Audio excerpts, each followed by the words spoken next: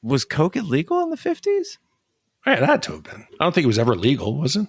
I mean, yeah, they were putting in all kinds of shit. They put it in Coke. Yeah, they put it in Coke. That's why they call it that. Remember when we first met John McClane? Argyle picked him up from the plane and took him down to Nakatomi Tower at the Christmas party. And the terrorists were overzealous, but it was sweet when they killed Ellis. And with a little help from Alan, John McClane kicked ass. Bienvenidos a la Shat Movies, the podcast where we answer the question, were the movies we loved when we were growing up really that good? Have you ever caught yourself thinking, why don't they make movies like they used to? Can you still remember spending your Friday night searching for the perfect movie rental at Blockbuster Video? Do you know what Blockbuster Video is? If you answered yes, then this is the podcast for you. I am one of your hosts, Gene Lyons, and alongside me are my co-hosts, Ash Charlena Kuhn. Hi, y'all. And Big D Dick Ebert. Buenos noches, amigos. Each week, we take a look back in time, decide if our favorite films still hold up. The movies we cover are chosen by you, the listeners, who generously commission the films you love. If you'd like to see all the movies we have covered, will cover, want to choose one for yourself, please visit shatpod.com and have a look. At the end of each podcast, we'll provide you, the audience, with the number of wipes each movie takes to get off your respective butts. So thank you so much for listening. If you have not already, hit that subscribe button and share with a friend. It's how we help the podcast grow. Additionally, subscribe to our sister podcast, Shat on TV. Review TV series such as Westworld, Taboo, American Gods, Game of Thrones, True Detective, Lovecraft Country, and Watchmen. Find all information and past episodes at shatpod.com/TV. And finally, if you'd like to hang out with us live, follow and subscribe to our Twitch channel, shatpod.com/Twitch, and our YouTube channel, where we play video games, host watch parties, and edit this podcast live. And if you're listening now, you can go to our YouTube channel or our Twitch channel and catch the mailbag edition that we recently recorded live with months and months of voicemail and email from you, the listeners. All that being said, Big D, what movie are we reviewing tonight? Gene, tonight I'm very excited for one of our great listeners and I believe returned commissioner, Mark C. He wrote in and requested that we review the 1987 American biography, La Bamba. And Mark wrote in and said, "Hi, Shat Crew. For my first commission, I've chosen the 1987 music biopic La Bamba. I saw this movie in theaters several times back in the day when, as a kid, you didn't mind seeing a movie again and again at the theater. As a first-generation Hispanic-American, I thought it was so cool to see a rare Hollywood movie that focused on not just Hispanic culture and family, but also on an unheralded pioneer and influence of early rock and roll music, Ritchie Valens, whom I never had known about until this movie came out. Although this movie was considered small during the 80s, it was an example of a little movie that could be big, which we don't often see anymore. It is Lou Diamond Phillips' first film, and he does a fantastic job, although the lip syncing to Los Lobos was pretty obvious and maybe deserves half a wipe. All the acting is top-notch, from the three female leads, led by Elizabeth Pena, to perennial 80s, 90s that guy Joey Pantaliano, who plays Richie's manager. However, it is Esai Morales' portrayal of envious, troubled black sheep older brother Bob who steals the movie from his opening entrance as the credits roll. It's a crime that he did not get an Oscar nomination for his performance, as he hits every range of Shakespearean emotion, from comedy relief to just underneath volatility, to brotherly love and pride, to anger and envy, to dangerous and seductive, acting subtly with his eyes, while Lou Diamond tends to overact in his movie debut. And on top of the movie, the awesome 1950s soundtrack, which included a remake of the single La Bamba by Los Lobos that went to #1 on Billboard, and a score by Carlos Santana, you have a movie that rightly deserves its place as of 2017 in the National Film Registry of the Library of Congress, deeming the film culturally, historically, or aesthetically significant. I still enjoy this movie and like to dedicate it to my late high school friend, Melissa G., who has forever bonded with me through our shared love of this film by cracking each other up with all the best lines, including the best line, "It's not my first or my last." For me, it's a half-white move at most, but I think you guys will enjoy this movie too, as it checks a lot of your boxes. It's approximately 90 minutes, a first-generation American story for Gene, 1950 music for Big D, and Lou Diamond Phillips in his first lead role for Ash. La Bamba is a movie that I would put in the top 10 pantheon of best musical biopics. It also leaves you wondering what Ritchie Valens, who influenced everyone from Hendrix, Richards, Page, and Santana, could have created musically had he not died tragically in the infamous Day the Music Died plane crash in 1959 at just 17 years old. And again, that comes from Mark C. So, Mark, I was so excited to do this movie that listeners may have noticed on the Crush Groove episode, I put this trailer on instead of Desperado. I know the difference between the two movies. So, unlike the difference between Coppola and Scorsese. I'm aware that La Bamba is about the musician Ritchie Valens and not El Mariachi. It also explains the Southwestern flavor of tonight's episode. It will be muy, muy caliente. La Bamba is a 1987 biographical drama written and directed by Luis Valdez that follows the life of Chicano rocker Ritchie Valens. The film stars Lou Diamond Phillips as Valens, Esai Morales, Rosanna de Soto, Elizabeth Pena, and Joe Pantaliano. Now, Big D Ash, we always talk about the impact certain movies had on our lives. And as a child, there were 3 movies that were always guaranteed to make me cry every time I watched them. There's The Land Before Time, which I think was everybody. Eddie and the Cruisers, oddly enough, so another fictional biopic, right? And then this one. And I'm pretty sure La Bamba made me fall in love with Ritchie Valens, like in a gay way. I spent many a night listening to this soundtrack on tape, particularly Oh Donna, and just thinking like, wow, what a romantic song. So this brought back a lot of memories for me, but I saw it in a new light as an adult. Who was showing you this as a kid? Was this Pej? Oh, yeah. Yeah. And you got to understand, like, for those people who weren't around in the 80s to see, we took everything we saw in a biopic as gospel. Like, this was reality. This was actually Ritchie Valens. And you're like, oh, what? I never knew that about him. Yeah, see, but like for me, I didn't remember much about this film. I just remember that the song La Bamba, this had to have been the first like popular Spanish song that I ever heard in New York. Z100 is like the big top 40 station. And it was on an MTV. It was a huge video. It won a Moon Man for like I think it was like the best, like the video from a film for Los Lobos. So other than that, I don't remember seeing it.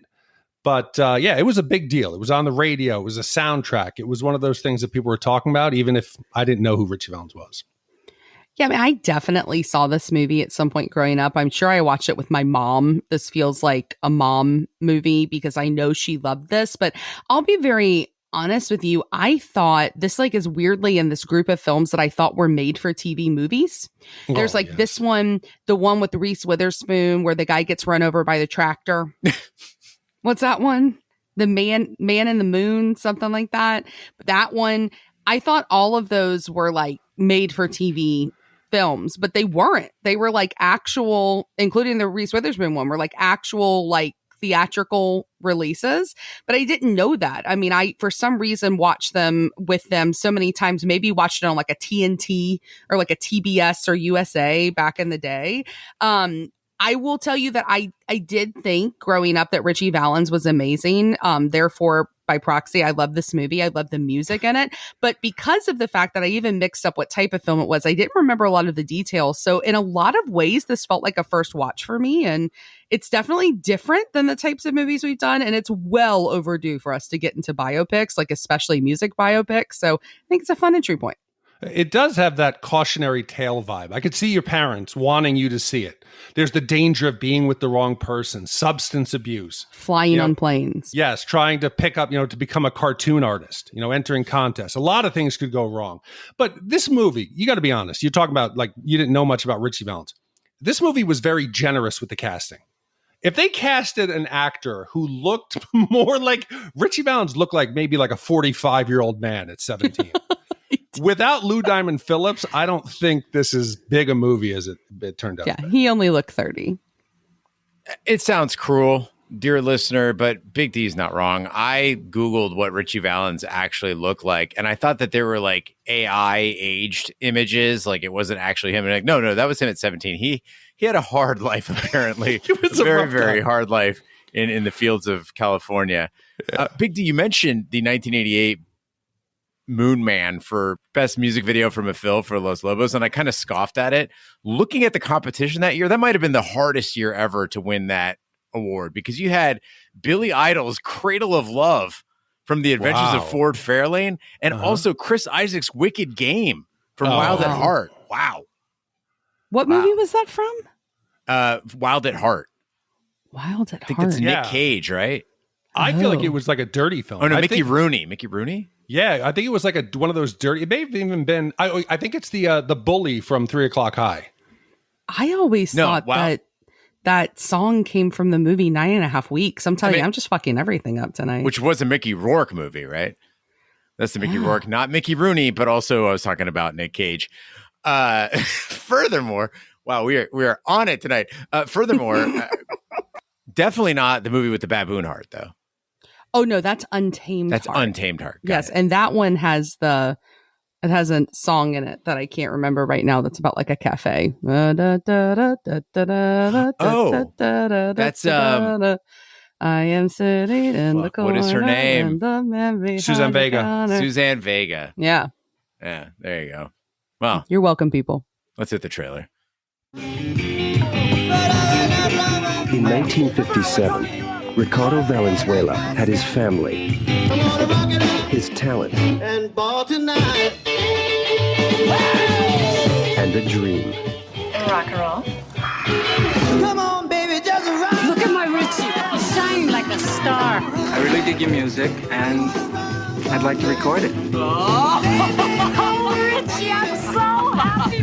By 17, Your professional name? Ritchie Valens. he was a star, I love you, Donna. You know, I'm still gonna marry you one of these days. with 3 hits on the charts.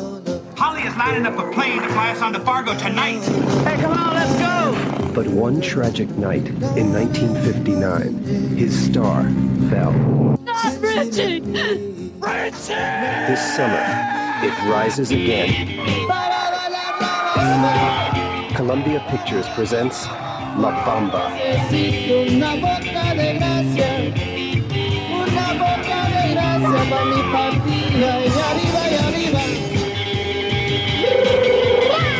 The Legend of Ritchie Valens. A true story. La Bamba.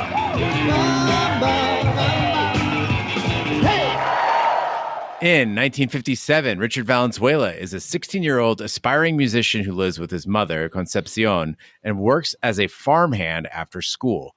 Ritchie suffers from aviophobia due to recurring nightmares about the mid-air collision that occurred directly over his school. One day, Ritchie's half-brother, Bob, arrives after being released from jail, surprising him and his mother. They all decide to leave the farm and move to a house in Southern California, along with Bob's girlfriend, Rosie. Anybody who's been paying attention to films lately knows that biopics are very hot right now.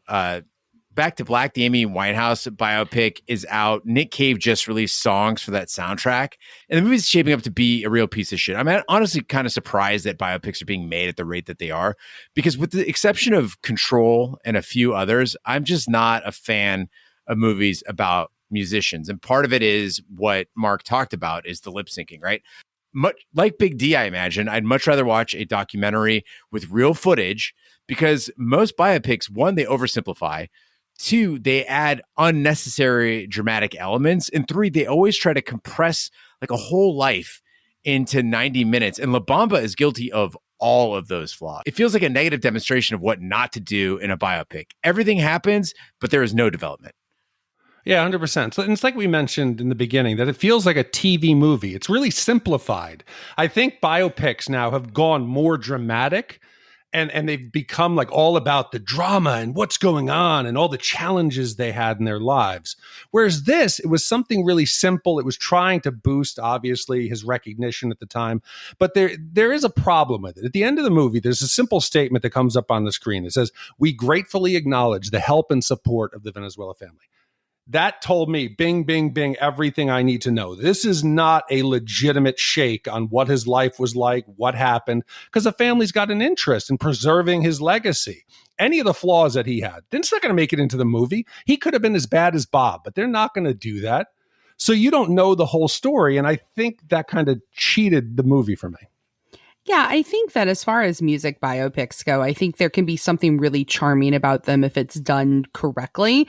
I don't know if either of you saw Ray with Jamie Foxx. Like, I think that is a really well done movie. And like you're saying, Big D, they actually really handle like how shitty a lot of his choices were, and they portray him in a really honest way. Walk the Line was whatever. Not a big fan of June Cash, but Johnny Cash is cool. I'm sorry, but I think the J-Lo Selena film is legit like a totally amazing film. I'll watch it anytime it's on. But movies like this one, like movie biopics where they take themselves so seriously and don't portray both sides of that person, they can feel really heavy and they can feel really lame in a sort of way where like they don't feel authentic at all. And that's where this one kind of started off for me because y'all, that first 11 minutes, like I paused my movie like to look, it was 11 minutes and 28 seconds exactly. And within there, you've got Rosie losing her virginity. You got potentially drug money or however he got the money, you know, in a non-appropriate way. You've got Ritchie singing around a campfire. You've got a reluctant mom, a girl who like runs off on a motorcycle, and all of a sudden they're all living in another part of town. And like, it's a lot for 11 minutes. Have you guys watched Mike Judge's Tales from the Tour Bus? Yeah, so every time I stop by the King Bee's house, he's always like, "Hey, have you seen this episode?" And he'll put one on, and that is to me the ideal musical biopic. It's just like people who are touring with you, telling the story, and then they just animate it, and you know, you watch what happens there. If anybody hasn't checked it out, it's like the last piece of television I think I watched. It's really, really good. I did watch, guys, 8 Minutes of Fallout. Really enjoyed it. So, yeah, it's fantastic. Please don't write in or call in and let me know how good Fallout is. I know how good it is. I watched 8 minutes. Obviously. And then I paused it and I was like, this episode is an hour and 20 minutes long. I will watch it the next time I get COVID. But man, like you can't do his whole life. I understand that in 90 minutes, but is it too much? Ritchie was 17. He was a star for, it seemed like maybe a season or two. You know, maybe like half a year, he really hit it big. Why couldn't you focus on that? Focus on some of the challenges he faced. Because if you believe this to be an honest depiction of his career, I lose some respect for him. Because La Bamba shows that he faced little to no adversity in becoming a superstar. It was like the Wonders we watched, where it was like, hey, I'm going to go work in the electronics store. Hey, I'm in a band. Let's hit it big. And they do. They're out in California. There's no drug problems, no nothing. It's superficial. It's paint by numbers. And that's how I felt this movie was. Any hurdle that came up in his life, it was immediately solved. And when I mean immediately, it wasn't like, oh, I have a problem and we find a solution. It was like next scene. It was streamlined. Every hurdle. Families in poverty, boom. Bob shows up, takes him to a house. The Silhouettes have a really bad singer, you know, who's in charge and is going to kind of keep him down. The band immediately all leave. Hey, I'm going to start my own band. They all go. He gets his first gig at the American Legion. Guess who's there? A manager / producer. A fight breaks out. That's not a problem. We don't have to fix that and smooth it over. Bob meets Ritchie in the backyard. Hey, I'd like to record you. When? Immediately. And by immediately, he means the next scene. They cut to it. He's in the basement. He's recording. And then he's presented with the problem. Ritchie, you're going to have to pick between your friends or your career. Not everybody gets a brass ring. And he goes, okay, I'm going to choose my family. Screw my buddies. Every solution was immediately fixed. And I didn't feel the challenge. I know there had to have been some there because he deals with Ray Slater and giving up his father's name. None of that was a problem. I don't know. I think you're really shortchanging the whole, you know, soloist issue here because they have that whole inner exchange out in front of the school, which is the best line of the whole movie where he's like, hey guys, are you coming or what? And they all like march behind Rich and they go, and he looks at him and he goes, I guess it's what? Oh, God. So I'm just saying that's some adversity. And here's the deal. I don't know necessarily if it's true all around, you know, but I do think some people really do get to success this quickly. And he seems to have gotten there pretty quickly. She said he had some success for a couple of seasons. Y'all, he basically had 1 year from being massive stardom to dead. Spoiler alert. Right. So it could have just been that it was easy to get there. And back then it was easier to have a recording career than it is today. You just had somebody who had to make like a record for you and it was easier to get on the radio. It was easier to get those kinds of gigs. So I don't know. I mean, the racism was probably hard. Big D, I'm glad you brought up that thing you do because your criticism here is oddly reminiscent of your desire for a tyrant manager. Like, why can't Tom Hanks be worse? Or Ritchie to have a drug problem. I'm surprised you're not like asking why he isn't smacking Donna around. I think the hurdles were laid out, as you just mentioned. Growing up poor, being Chicano, having an alcoholic rapist brother. These are hurdles to overcome. What do you want, like a 20-episode series on him? It's 90 minutes. No. I guess I should be thankful for that. Yes, it was streamlined. You wanted La Bamba by Lawrence Kasdan, right? 4 hours going into the details of everything that happened. What's the first thing he actually said to Donna? What was her home life? We want to see what was her home life like. We want to see more of her mom. Gene, you're lucky I didn't even think of like how they got the most honest like manager ever. There was no shenanigans with the money. He never. So I'm going to be thankful. It's Joey Pants. Joey Pants can't be bad, except for when he's bad. 3 months later, Ritchie attends San Fernando High School, where he falls in love with his classmate Donna Ludwig and joins his friend Chino's band, the Silhouettes.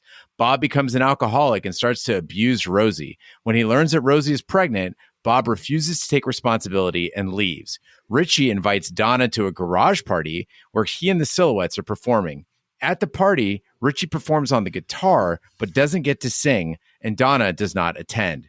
Ritchie hosts another party as the Silhouettes' new leader, but a drunken Bob crashes the party, adversary for Big D, and starts a brawl.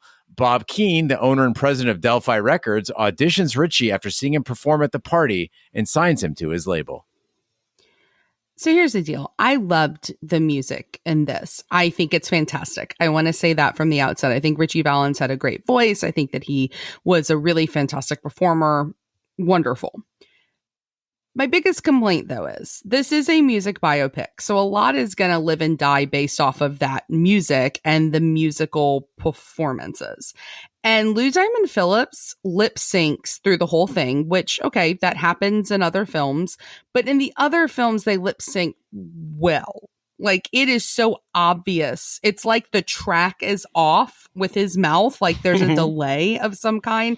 Like, if I watch a video in my car and it's on Apple CarPlay, like the sound and the video don't sync up. That's what this feels like here. And it completely took me out of it, to be very honest with you. And it was a huge problem because I don't think a musical biopic is anything without really effective musical scenes. Like, I loathed Bohemian Rhapsody, the Freddie Mercury Queen biopic. I thought it was terrible. But that last scene where he's performing at Live Aid and they're singing that Radio Gaga song, it's amazing because it looks and sounds like him in this very believable way. And so you can kind of give them a pass because of it. This, though, this was just bad. And I don't mean to harp on it, but it's TV movie of the week bad. I thought of you, Ash, because you've mentioned before how when people are fake singing in movies and they do that thing where they close their eyes and they like give it their all. And he's doing that throughout this film. Yeah. And it's particularly odd because they're not using the original recordings. So it's not like they took Ritchie Valens' original recordings and then are having Lou Diamond Phillips lip sync to that. So they re-recorded the songs. They had the opportunity to use Lou Diamond Phillips' voice or get someone who sort of sounds like him or say, hey, Los Lobos, can you sound kind of more like Lou Diamond Phillips? Sing with his cadence or make it look better. You took the time to re-record. You didn't sync it up right. It's a big mistake. Well, like the most egregious example of this is when he's recording in the studio and clearly Joey Pants here is trying to get him to like push it and like, sound better. And he's like trying to strain, like it's like hurting him so bad to sing these songs. And he's like, that's just how I sing, gut man. Like that whole scene, it's the worst. It is the absolute worst. Lou Diamond Phillips trying to look like he's exhausted from like crooning for hours when he's just moving his mouth.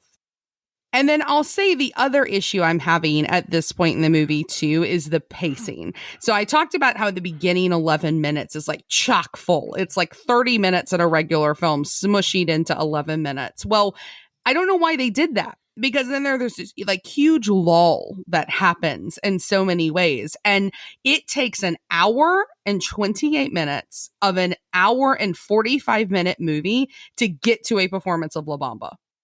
An hour and 28 minutes of an hour and 45-minute movie. And remember, the movie is called La Bamba. So you would think at some point that they would get to it sooner, but no. And again, the kid did have a year of time between high school stardom and death, but it still felt like really off because as soon as he's really famous, the movie basically has a fight scene at a Christmas party. His little, rattler necklace gets broken and then he's dead. Now, Mark, La Bamba fans out there, hearing us tear this movie down, you're probably going to point to the fact that it was nominated for a Golden Globe for Best Picture. And I get it. Like, this movie, like I said, it made me feel a lot of things as a kid. And to be clear, the actors are not at fault here. I mean, Lou Diamond Phillips, yes, his lip syncing is not great, but someone could point that out to him. The director, perhaps, the cinematographer, perhaps, tone it down a little bit, help him out. He can't see himself. Lou Diamond Phillips, overall, when he's not doing this singing, he's very charming as Ritchie. Esai Morales, he's handling a mess of a role as Bob. Mark, you pointed it out correctly. He's doing a great job. The role itself is horribly written. It's like laughably bad at times. Elizabeth Pena, she draws all my sympathy as the abused Rosie. She's great. And even Danielle von Zernick, who plays Donna, perfectly cast. I thought she was very great, very wholesome, very endearing. Joey Pants, I thought was better than Tom Hanks at playing the rock manager. I think this is squarely on the writing and directing and no fault of the cast. Yeah, I do think that Lou Diamond Phillips tries his best, and he's precious in a lot of ways because he is earnest, he's happy, and it works well with this juxtaposition to his brother, who's, you know, the opposite. But the standout to me, like Eugene, is definitely Rosie. Like, she absolutely breaks my heart through so much of this film.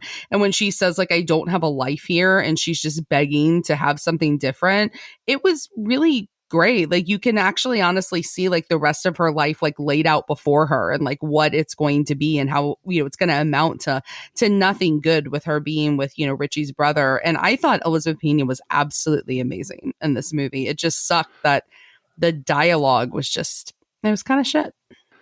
So Gene, you call Lou Diamond's his performance charming. For me, it was a little too gosh darn girly. Oh, shucks. He's seen, and now I don't know. I don't know if that's his portrayal of the role or how it was written, or that I feel guilty now because this was his first movie. He must have been like, holy shit, I'm cast in this film, a biopic about a legend. This is going to be my big break. So I don't know how much of that like innocence was real. I mean, but for me, it didn't seem like an honest, like down to earth character. It didn't seem like somebody who had lived. He seemed just such a caricature of it. There was nothing genuine.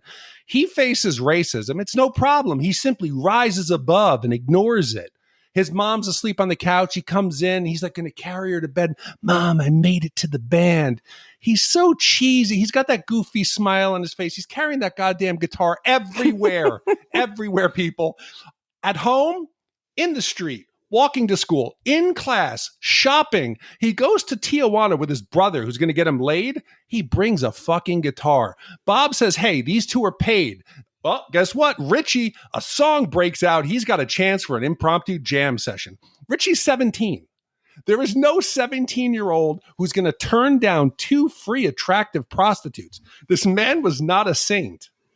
Yeah, I mean, it definitely is portrayed as like very like soda shop milkshake, you know, like Perfect. level of adorable, very Sandra D from Grease, you know, but in male form. But I that didn't bother me so much as it did that he looked like he was like 30 to 35 years old. Like, there's no way anyone in this movie is anywhere near high school age. Ash, you like his other motivational statements? My dreams are pure rock and roll. Or when they make fun of his amp, well, let me rock it. He is so cheesy all the time. He's like a motivational poster. Okay, Big D. I hear what you're saying about this movie not being dark enough. You remind me of like the people who ruined Superman. Like, make him grittier. He's Superman. He's fucking Superman.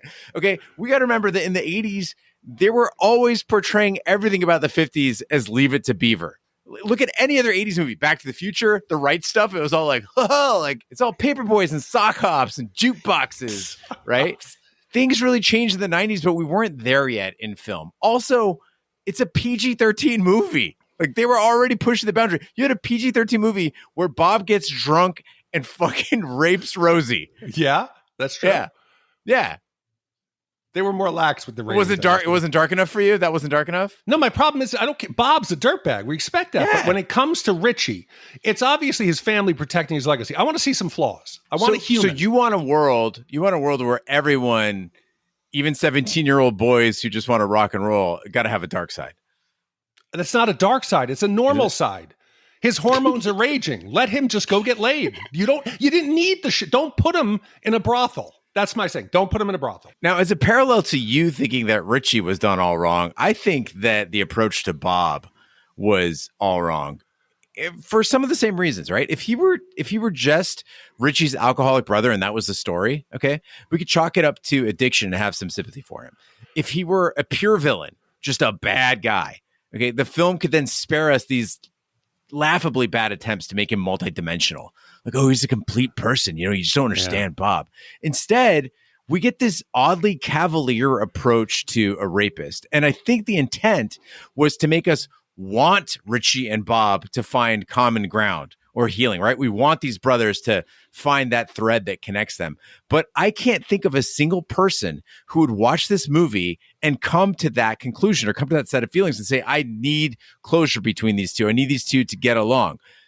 Bob is a piece of shit crybaby, and I don't feel like the film earned any degree of sympathy, no matter how hard it tried for him. His character's a mess. It's an absolute mess. He's manic. One scene, he's a complete disaster. Then he's trying to clean up his act. It felt almost to me like the family was like, all right, we're obviously going to protect Ritchie's legacy.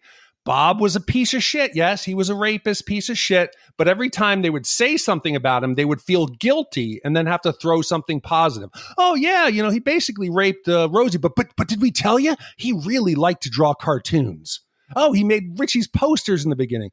They were trying to justify the things that he did, and it just felt like it was guilt-induced. Now that I come to think of it, Bob was like still alive when this film was made. Does it mean he was involved? Like he was on set and they're like, okay, so this is the scene where you got really drunk and then you raped Rosie and then she said you got her pregnant and you were like, it wasn't the first or the last time and it wasn't your fault that she got pregnant. Is that correct? And he's like, yeah, that's about right. So the best is I wrote Gene. I said, Gene, do you know what happened after this film? I said, did you know that Bob cleaned up his act and went to work for Disney and was a lead animator on 101 Dalmatians? And I said, no, he actually got prostate cancer and fell ill. So I don't think he was on the set doing that. Big D doesn't really understand how gotcha jokes work because he'll tell you what really happened without the gotcha moment. You gotta let it soak for a minute, like a young Mormon. Can I ask you one more Bob question, Gene, before we please leave do. Bob? Yes. As a I learned to ride a motorcycle, but I would not consider myself a motorcyclist. I, as an amateur, was laughing at Bob on a bike. There's an early scene. He looked like he was struggling to ride the bike, the actor, Esai Morales. In the first scene, you see him struggling with the handlebars. He's doing the wiggle. And then he's immediately on a flatbed on the motorcycle. And he's like this. Confident. They cut back to him riding. When they're down in Mexico and he picks up Ritchie after Ritchie's blacked out, he almost crashes the bike on a dirt road. Yeah. Yeah. Also, it seemed like he was very fond of fucking with the controls, which is another key indicator that he was not actually riding the motorcycle in a lot of those scenes, is that he's just casually hitting the clutch and the brakes like it's no problem. I do know that controls on 1950s, I'm guessing that was a Harley Sportster. Like I know that they were a little bit different back then, so I can't say like you got it wrong necessarily. But I don't know of any motorcycle that operates with controls like that. It was pretty bizarre. Also, what drug was he carrying? Was that weed? I thought he said it was Coke. I thought it was Coke. Yeah, I don't think they cocaine. specified. It just looked like it was on packets on his body, and I was like, I thought it was Coke. I thought they made a reference to it. God, was Coke illegal in the 50s? Right, it had to have been. I don't think it was ever legal, was it? I mean, yeah, they were putting in all kinds of shit. They put it in Coke. Yeah, they put it in Coke. That's why they call it that. Ritchie and Donna become a couple, and Keen gives Ritchie his professional name of Ritchie Valens, which Ritchie initially dislikes. Ritchie becomes an overnight sensation and gets the inspiration to write the song Donna as his relationship with Donna stalls. One night, Bob and Ritchie visit Mexico, where Ritchie sees a band performing a traditional Mexican folk song called La Bamba. In a small village, an old man gives a talisman to protect Ritchie from his fear of flying. Ritchie and Bob return home to discover that Rosie gave birth to a girl. Ritchie soon decides to make a rock and roll rendition of La Bamba as a single to go along with Donna and convinces Keen to release it. So here at Chat the Movies, we've experienced our share of magical Negroes in film, particularly with the aforementioned That Thing You Do. But I believe that La Bamba gave us our first mystical Mexican. And wow, this character is called El Curandero. And basically he's like a Mexican shaman. if you haven't seen this film, he hand peels rattlesnakes and he wears snakeskin on his head like he's a member of Dire Straits. And he makes protective talismans, which technically, listeners, that is called an amulet. Talismans are for power. Amulets for protection, but whatever.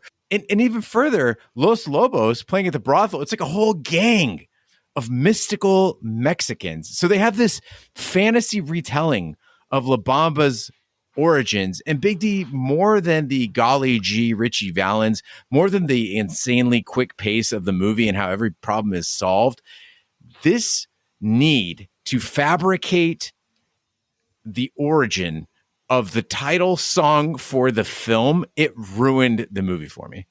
Yeah, this, for the people who haven't seen it, this looks like one of those sweat lodges, like maybe Aaron Rodgers went to do ayahuasca in Mexico. It looks like it's an obvious shaman's tent. I thought maybe he was getting drugs from that small like town, but they throw it in there. And the only reason, Gene, the family's involved.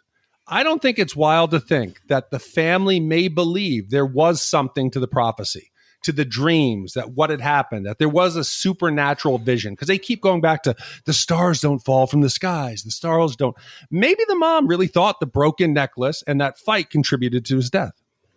Yeah, and how fucking sad for Bob, right? Like, I mean, his whole family had to like blame him for the rest of his life. But I don't know. I thought this, like, Eugene was so bad. It seems like this that like they clearly are parodying in Wayne's World 2 when they're following like the shaman through the entire desert. I think it's also like a really lazy plot device for a lot of films. But my biggest issue, honestly, though, wasn't that I could let that go. It was the fucking talisman itself. It's terrible. Like, y'all, like this thing is huge. It has feathers.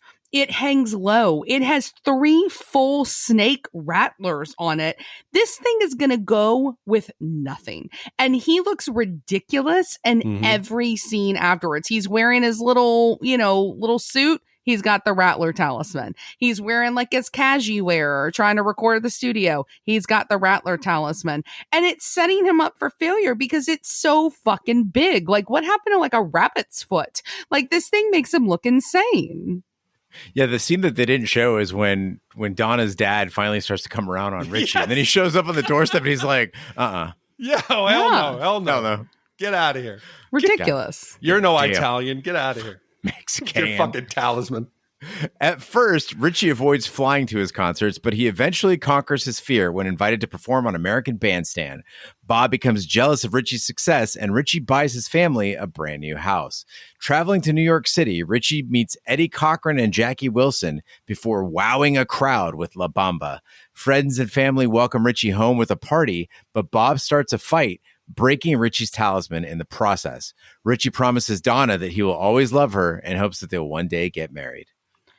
All right, I'm going to admit it. I'm a hypocrite in a lot of ways with this film because I've complained a lot about the cheesiness about Richie, the movie itself. And I stand by all of that. I think it's all true. And it's very saccharine sweet. But I was kind of touched when he goes and he buys his mom that ugly blue house.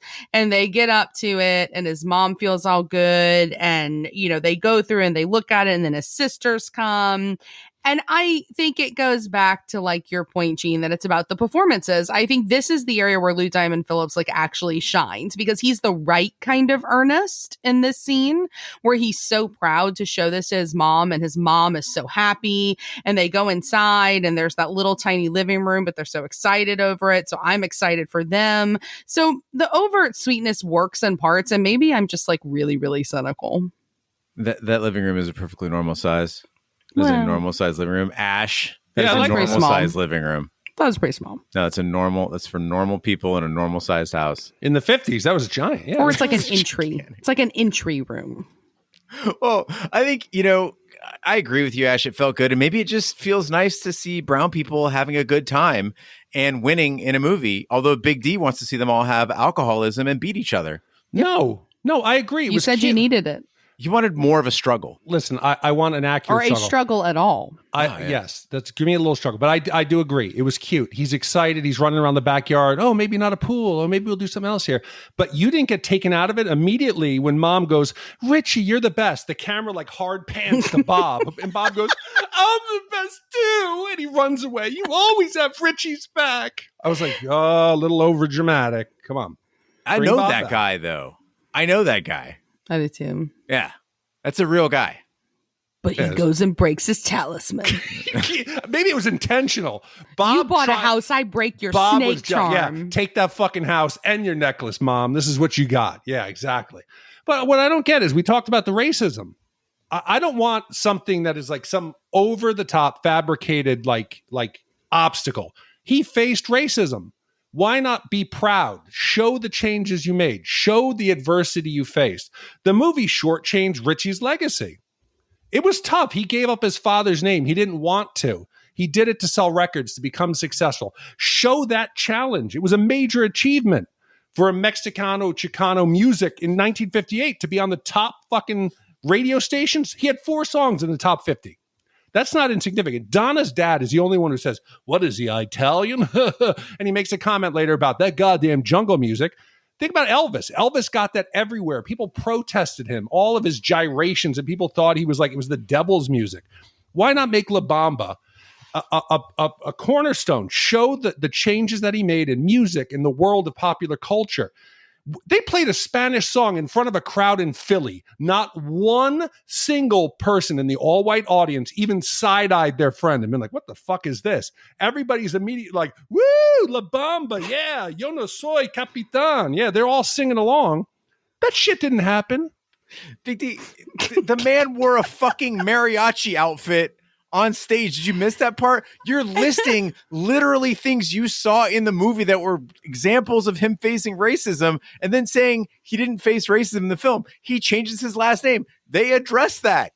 He was not happy about it. He isn't accepted by his girlfriend's father. They address that. Not cool. He comes from a poor family. They address that. Like, what is with you? You're like a cinematic sadist. What did you want to happen? When Bob says you got to change the last name, what did you want? You want Ritchie to like go throw some bottles at train tracks or something while he's thinking about it? I wish that racism was bottles. I wish that racism was a mild inconvenience like it is in the world of La Bamba. We would all overcome it if it was a minor inconvenience. We didn't overcome it. We became successful, even challenging racism and face on. He overcame because he wanted to. And again, whatever.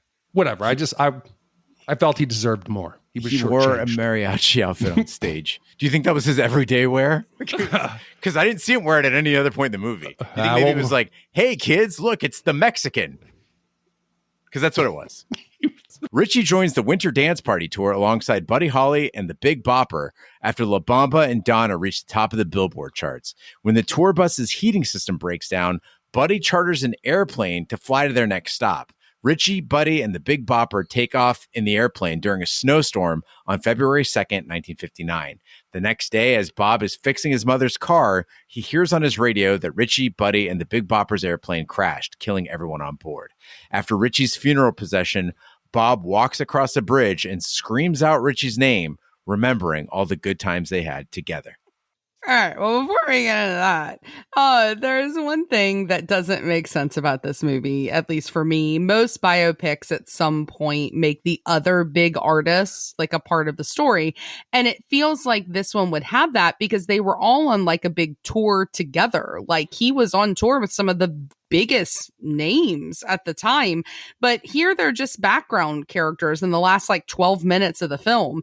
They don't explore Buddy Holly. They don't explore any of the other artists like the Big Bopper or anything like that. And instead, you just get these really quick little musical numbers. And I do understand the family was involved and they probably are like, this is about Ritchie. Make it about Ritchie. But it feels strange.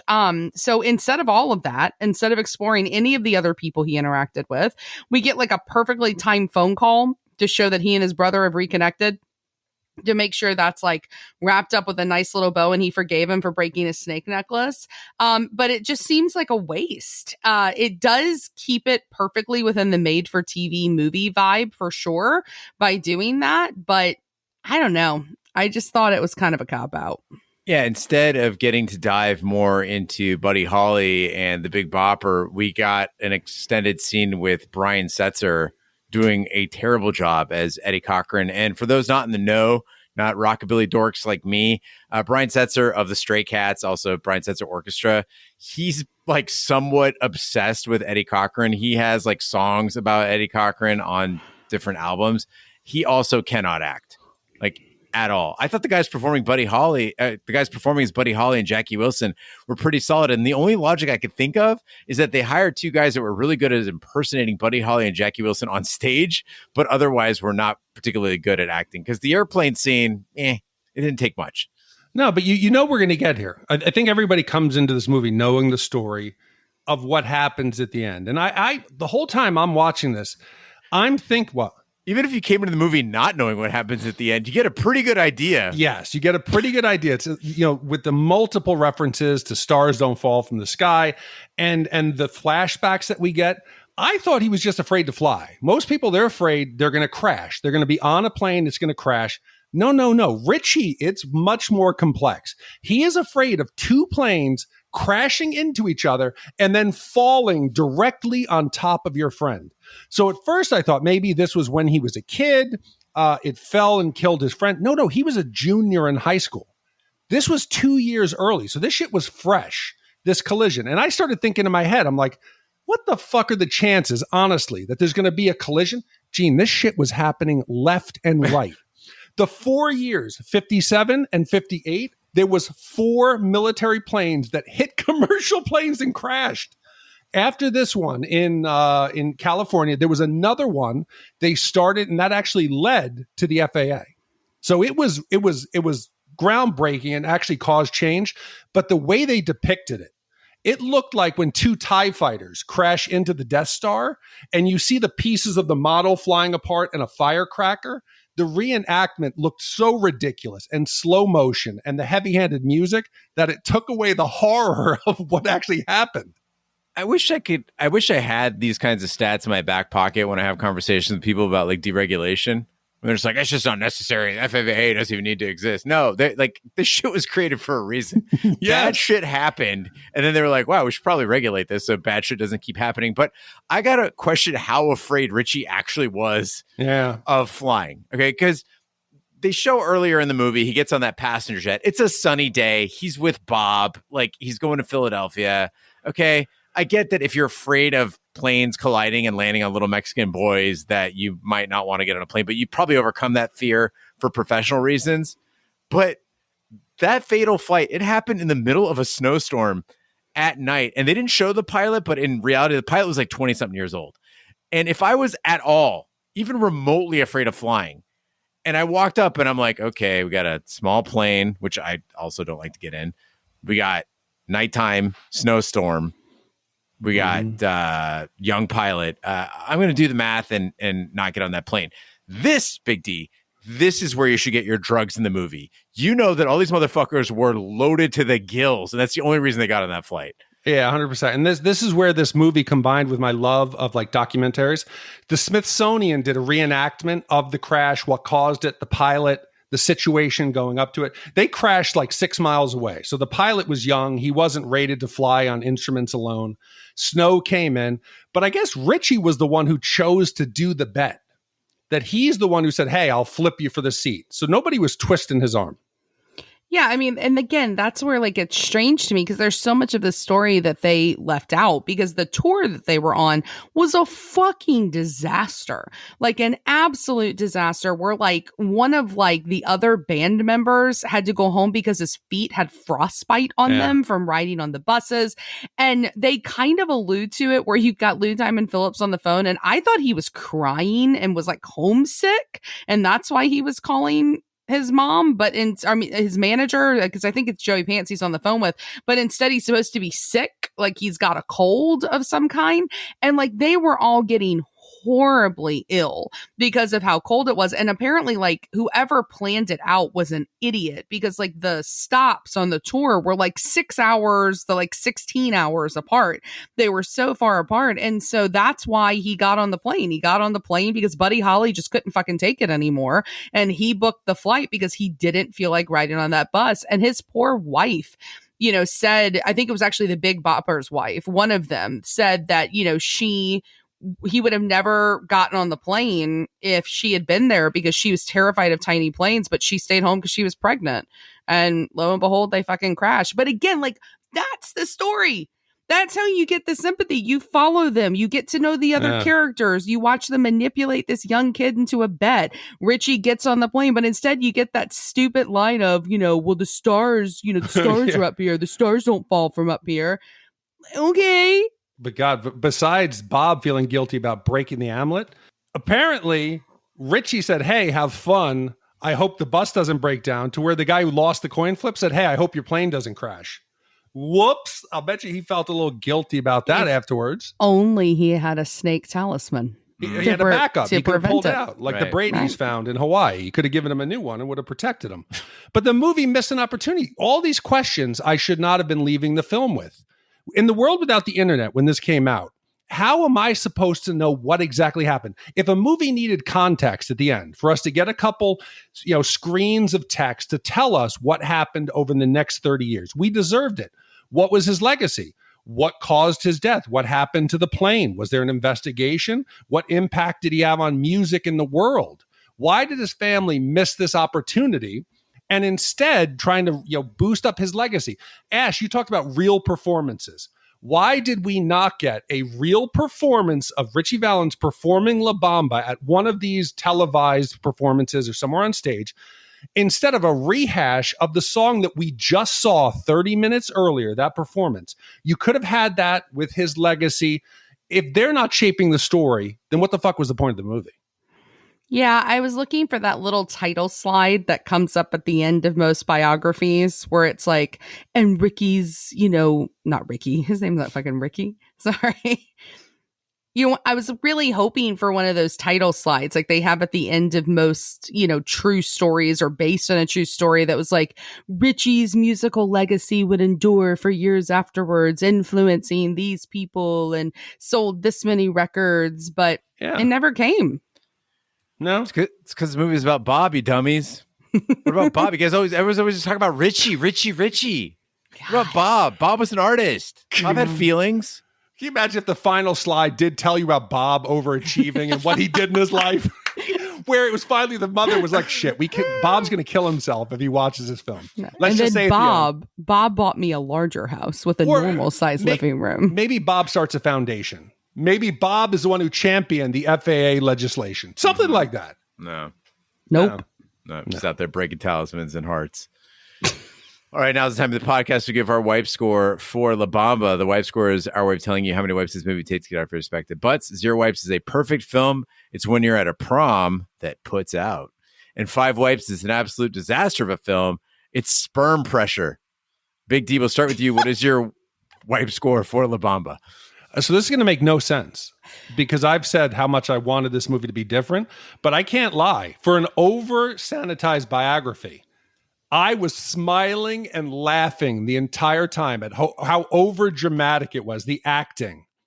Just watching Bob storm off and the way people... I had a good time. Is it a good movie?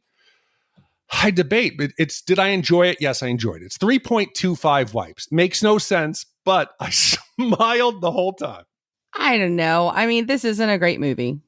I think it's a great story about a great artist. I think Ritchie Valens is an incredibly important artist. I think his story deserves to be told for sure. What happened to him is an absolute tragedy, but it isn't a great movie.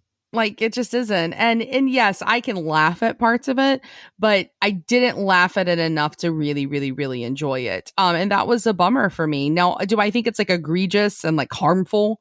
No, I think it is worse than average though. So for me, I'm going to come in a little bit harsher than you, Big D, and I'm going to be at 3.5 wipes. This movie made me cry as a child. This movie made me listen to La Bamba and O'Donna and Come On, Let's Go time and time and time again as a kid.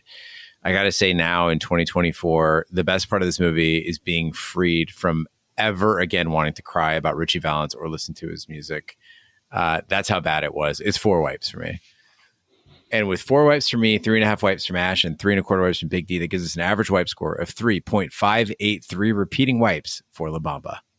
So, Gene, this week I went back. I'd been slacking. I had a bulk of about 20 movies that I had to factor in my equations to get them into the list. So I'm all caught up. So now I can tell you the current where this stands with a 3.58. That now says La Bamba is slightly better than Major Payne, Twister, Porky's, and Jingle All the Way. And it is slightly worse than Legend, Valley Girl, Repo Men, and A Nightmare on Elm Street. You guys were too kind to this movie. I was too kind. It's not right. I'm the problem. It's me. No, it's I should have given it 4. Come on. Did you smile? Did you laugh? No, did you have a good time? I laughed like, haha, this is dumb as shit. But I didn't laugh as I'm having a great time. I think that we have to use a little bit of kindness in our scores in the memory of Ritchie Valens. And so, we're standing over a grave here with this podcast. And you didn't.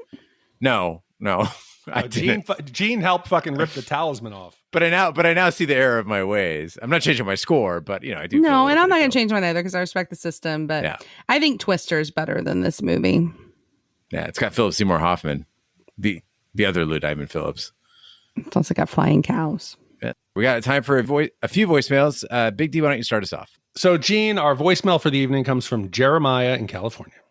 Hey, Shat Crew. This is Jeremiah coming from California.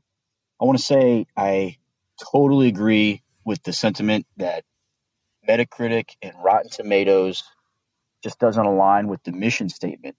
So I had an idea as someone who has commissioned now 3 movies that are going to be coming up for review next year.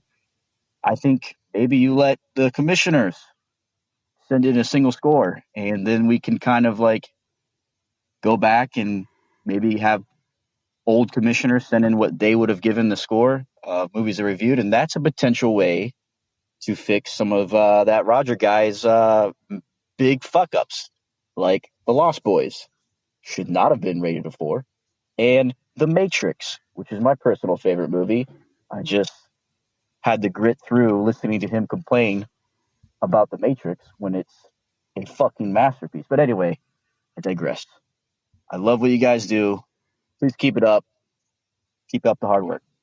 So, Jeremiah, I like the idea in principle, but I got to tell you, I've been playing a lot of fantasy baseball with Big D and some of the other guys from the Shat Fantasy Baseball League. And one thing I know is that there is fun in the numbers, and that there are different eras of baseball and stats go different ways. And I don't want to take it too seriously. It's kind of like VAR in soccer, to use another sports analogy, but I really, really do feel that there is a comedy at times to the scoring, especially when we rate a movie and then we're surprised with where it falls in the spectrum. We're like, what the hell were we thinking? There are movies literally that we did 6 months ago, 8 months ago, and I look at my score and I'm like, what was I thinking? What was the one, License to Drive? It got incredibly good scores from us. I can't recall why. In my head, that's not a great movie. Blade Runner, I gave a very low score. I'm like, it can't actually be that boring, right? Nope. But those are the scores. That's where they sit. And I think that when we get into the revising scores or, anything like that, I really do think that it's like, yes, it could be fun to hear from the commissioners what they think a movie is. But first of all, I think it would just skew everything higher because people don't tend to hate movies that they're commissioning. But also, I don't know that it would correct any sort of an issue. That being said, I do enjoy when commissioners write in with their commission or call in with their commission and let us know what their wipe score would be, because it gives me a little bit of an idea of how honest they're being with themselves. Agree. Like, Gene, we gave Twister 4. Was that just a lack of perspective at that point? Well, we did have a guest on that episode. He gave it a 3. Yeah. So we gave it a 4, and then the weatherman gave it a 3. So I again, it was just, I used to be the one who was trying to break out like the math and trying to make it as accurate as possible. And I've started to side with Gene. Part of the fun is the debate of what were we thinking at the time that we reviewed it and the score that we got there. It's part of just mixing it in. And if there was anybody who could sway me and say, hey, let's listen to somebody, it would be Jeremiah. Because Jeremiah this week, on top of, he said he had 3 films coming up, he wrote in and commissioned a block of 5 films coming up, which might be the best 5 films in a row that we've ever done, with no clunkers in between. Starts off with Star Wars: A New Hope, then Star Wars: Return of the Jedi, then The Running Man, Star Trek First Contact, and Matrix Reloaded. So Jeremiah, thank you for the support. Thank you for everything you do. And we really appreciate it. So good. Yeah, that is a strong lineup. I'm so nervous. We got Star Wars and Star Trek and Matrix fan bases. Woo. Yeah, I think the upside is with Star Wars, at least, that we've already done the most acclaimed one. So that's out of the way. Like, if we're like Empire was yikes. You know, I think that Return of the Jedi will be a little bit easier. Although it is a film that caused me to cry and leave the theater as a child. So I'm going to have to overcome some long-standing fears of that film. I had an accident in my uncle's car driving home from Return of the Jedi. Like a car accident? No, I couldn't control my bladder and I peed all over myself in the car. How old were you? Came out in 83. 28. So what was I, 7? Something like that? Oh, yeah. 7. So it was an embarrassing moment, but I have good memories of them all. And this is the one Star Trek film that I really liked because we had some time travel. Right. I mean, I like most Star Trek films, but I'm really excited about Reloaded. And my God, fucking Running Man. How have we not done Running Man yet?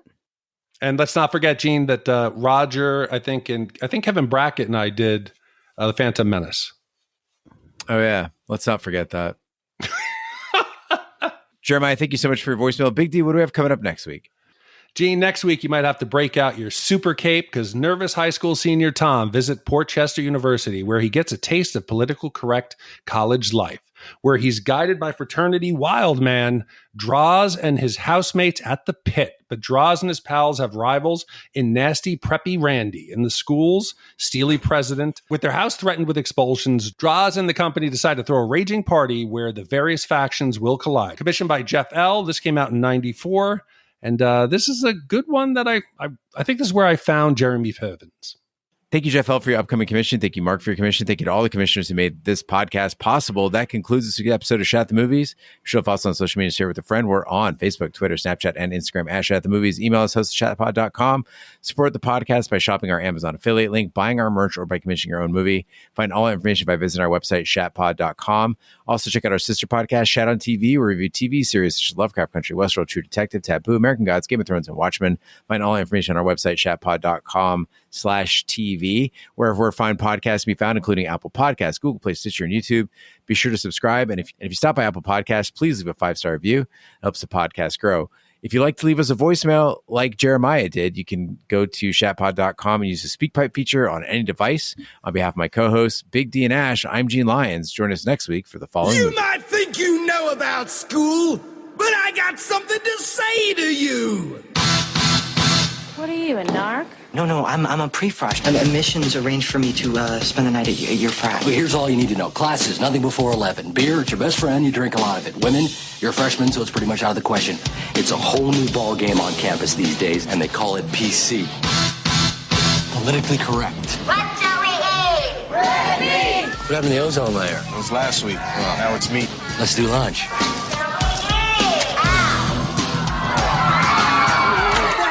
Pride of the Port Chester sports program, Tom. Hippie Olympics. But hey, it's the 90s. We'll take what we can get. Gays in the military now! Free Nelson Mandela! They tried him already. Oh. Ladies and gentlemen, I think it's time to revive an ancient tradition we seem to have long forgotten. You guys are talking about a party. Meet Dave and Dave are on beer. Toss him back. Sunroof. All right. What's everybody doing? Finishing the thesis, Buzzhead.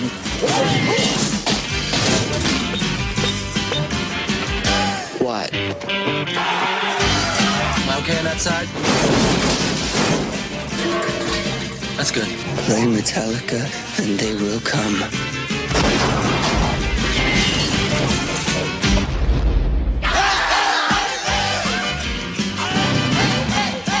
Can you get us in? Yeah, I think so. What happened to that cute preppy cake?